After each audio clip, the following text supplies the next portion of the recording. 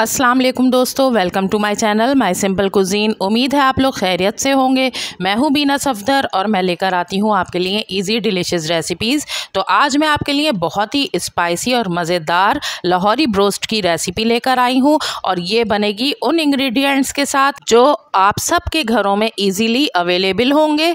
और ये इतनी जूसी अंदर से बनेगी और इतनी क्रिस्पी ऊपर से बनेगी, खाने वालों को मज़ा आ जाएगा। तो रेसिपी को एंड तक लाजमी देखिएगा और स्टेप बाय स्टेप फॉलो कीजिएगा ताकि आप भी ऐसी ही मज़ेदार जूसी और क्रिस्पी ब्रोस्ट आप घर पर बना सकें।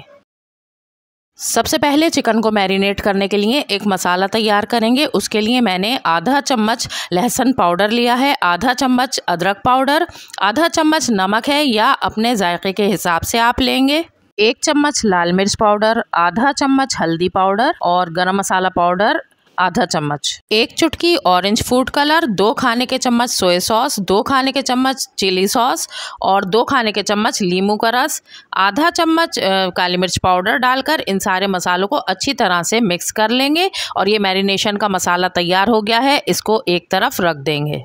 यहाँ मैंने चिकन के 3-4 पीसेस ले लिए हैं, जिनमें 2 बड़े पीसेस हैं और 2 छोटे पीसेस हैं। और इसको मैंने बहुत अच्छी तरह से धो लिया है और ये तकरीबन 700 ग्राम्स के बराबर चिकन है। इसमें एक बड़ा पीस ब्रेस्ट का है और एक लेग का फुल पीस है और यहाँ पर 2 पीस लेग और ब्रेस्ट के हैं। अब एक नाइफ़ की हेल्प से मैंने इनमें कट्स लगा लिए हैं गहरे गहरे, ताकि जब हम इनमें मसाला लगाएं तो मसाला अच्छी तरह से इनके अंदर तक चला जाए और बहुत अच्छी सी स्पाइसी ये बने और अंदर तक गल जाए।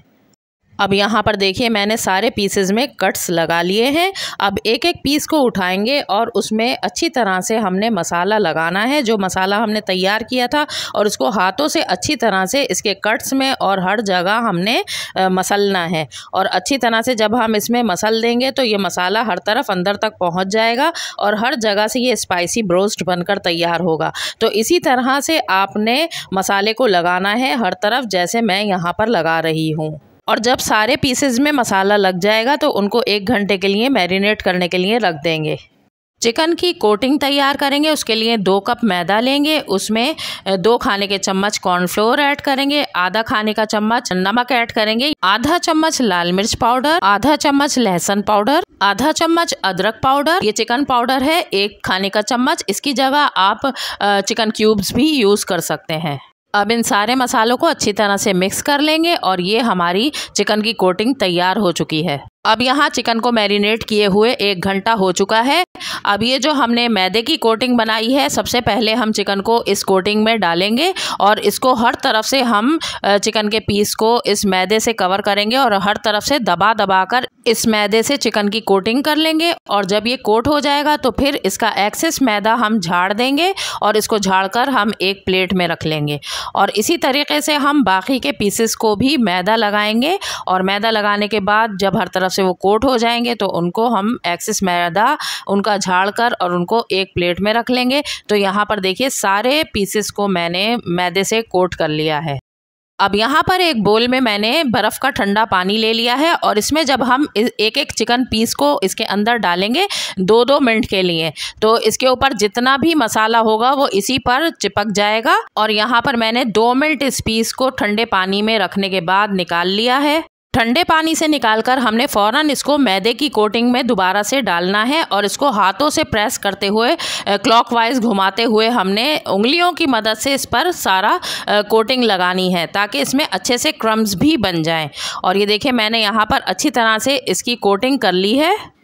एक्सेस मैदे को झाड़ कर निकाल देंगे और अब इसको पहले से गर्म किए हुए ऑयल के अंदर मैं डाल रही हूँ। और ऑयल बहुत ज़्यादा गर्म नहीं होना चाहिए, ना ही ज़्यादा ठंडा होना चाहिए। एक मीडियम फ्लेम पर मैंने ऑयल को गर्म कर लिया है और अब इस पीस को हम 3 से 4 मिनट तक एक तरफ से पहले सेट होने देंगे, उसके बाद हम इसको पलटेंगे। अच्छा, अब यहाँ पर मैंने दूसरे पीस को भी 2 मिनट पानी में डाल लिया था, ठंडे पानी में, और उसके बाद मैंने इसको अब मैदे की कोटिंग में डाल दिया है और मैदा इस पर मैंने अच्छी तरह से हर तरफ लगा लिया है। और एक्सेस मैदा इसका झाड़कर इसको भी मैं अब ऑयल में डाल दूँगी।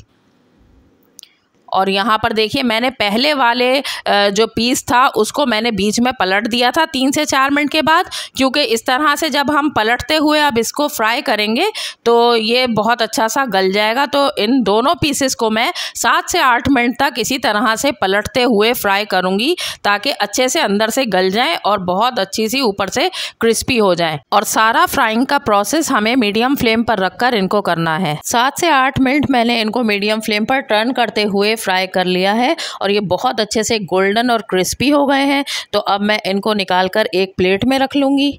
और यहाँ पर देखिए ये कितने अच्छे से बनकर तैयार हो गए हैं, ऊपर से क्रिस्पी और अंदर से जूसी।